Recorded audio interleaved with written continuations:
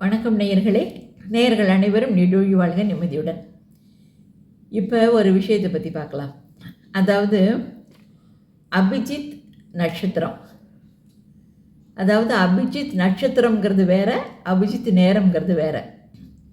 அபிஜித் நட்சத்திரத்தை பற்றி பார்க்கலாம். அதாவது என்னன்னா, நம்மளோட பிரார்த்தனைகள் முழுமையாக இறைவன்ட்டால் ஏற்கப்பட்டு கூடிய விரைவில் அது பலிக்கணும் அப்படின்னு நம்ம நினைப்போம் இல்லையா? அப்போ நம்ம செய்ய வேண்டிய பிரார்த்தனை எந்த நேரத்தில் செய்கிறது? மாதத்தில் ஒரு நாள் இல்லாட்டா 2 நாள் இந்த அபிஜித் நட்சத்திரம் வருது.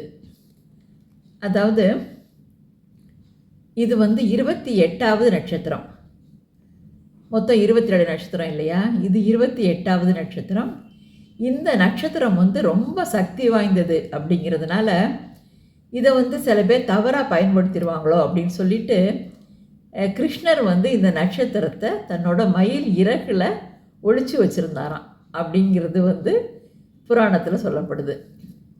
அதாவது இந்த நட்சத்திரம் எப்போ வருது அப்படின்னா, இது ஒவ்வொரு மாதமும் உத்திராடம் மற்றும் திருவோணம் நட்சத்திரத்துக்கு இடையில் ஒரு 24 நிமிஷம் மட்டும் இந்த நட்சத்திரம் வருது. என்ன அந்த நேரத்தில் நம்ம பிரார்த்தனை செய்யணும்.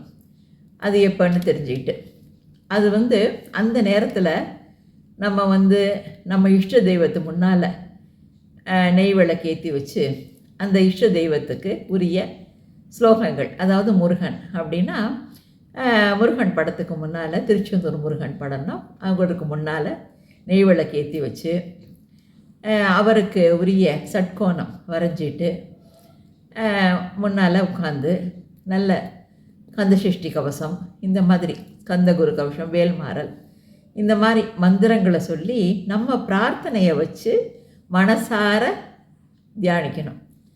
அப்படி செய்கிறப்ப நம்ம ஒரு விஷயத்தில் கவனம் வச்சுக்கணும். ஒரே பிரார்த்தனையாக வச்சுக்கணும். அதாவது அந்த பிரார்த்தனை முடிகிற வரைக்கும்.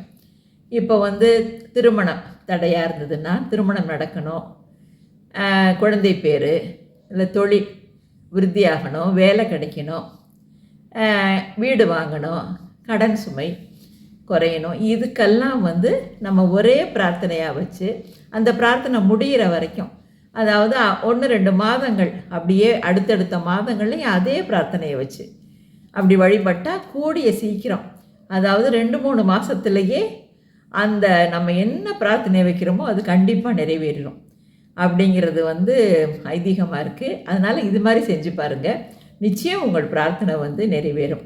சரி, அபிஜித் நேரம்னா என்ன அப்படின்னா, அபிஜித் நேரம்ங்கிறது தினமுமே வருது. தினம் 11:45 12:15 வரைக்கும் அபிஜித் நேரம். இந்த நேரத்தில் நம்ம எதையாவது ஒன்று தொடங்குனோன்னா அது நிச்சயமாக விருத்தியாகும். இப்போ என்னையை பொறுத்த வரைக்கும் எங்கள் ஆஃபீஸில் மேட்ரிமோனியலில் நான் முக்கியமாக அப்ளிகேஷன் எழுதுகிறதையே அந்த நேரத்தில் தான் எழுதுவேன். இதை நான் ஒரு பழக்கமாக ரொம்ப நாளாக வச்சுருக்கேன். என்ன அதே மாதிரி பொண்ணு பையனை மீட் பண்ண வைக்கிறது, அவங்களுக்கெல்லாம் டைம் குறித்து கொடுத்து அவங்கள போய் பிரார்த்தனை செய்யுங்க, இந்த மாதிரி பண்ணுங்கள், மீட் பண்ணுங்கள், பேரண்ட்ஸை மீட் பண்ண வைக்கிறதெல்லாம் இந்த நேரத்தில் நான் கொஞ்சம் கூடுமான வரைக்கும் இந்த நேரத்தை நான் யூஸ் பண்ணிக்குவேன். அது நல்ல சக்ஸஸாகவே நடந்திருக்கு. என்ன இதை நான் நடைமுறையிலையும் நான் செஞ்சு பார்த்துருக்கேன். அதனால் பார்க்க போனால் ஆக்சுவலாக ஒரு 11:15க்கு மார்னிங் 11:45க்கு ஒரு சின்ன அலாரமே வச்சுருப்பேன், அபிஜித் நேரம் அலாரம்னுட்டு.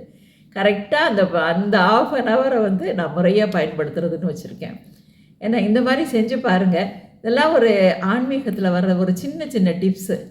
இதெல்லாம் செஞ்சால் இதுக்கு நிச்சயமாகவே ஒரு நல்ல பலன் இருக்கும். என்ன இது தவறாமல் செஞ்சு பாருங்கள், நல்ல சக்ஸஸாக வரும்.